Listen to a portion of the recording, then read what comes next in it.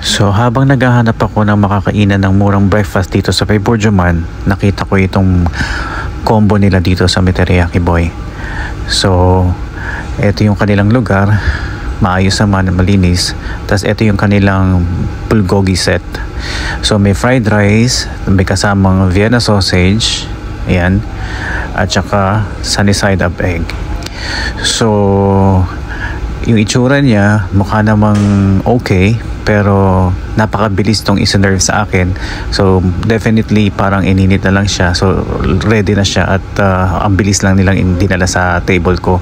Then yung egg is overcooked na yung sunny side up. So alternatively, binigyan nila ako ng iced tea instead of coffee na kasama sa combo, pero okay na din.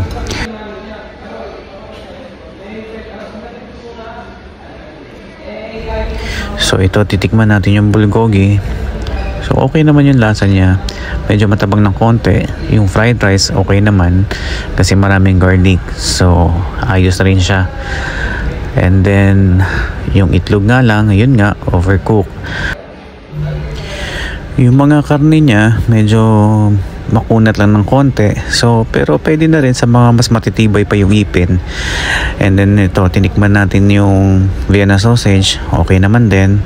Pero all in all, ayos naman. Pwede na rin sa halagang 24 dirhams. May kasama ng drinks at may itlog at yung rice, fried rice. So okay na din. So try nyo na lang din kung gusto nyo. Eto, habang kumakain ako, napaisip ako na sana trinay ko na lang sa Pancake House. Ayan, so, try natin itong iced tea. Okay naman ang lasa niya. So all in all, pwede na. So kayo naman bahalang tumikim. So sige na, paalam.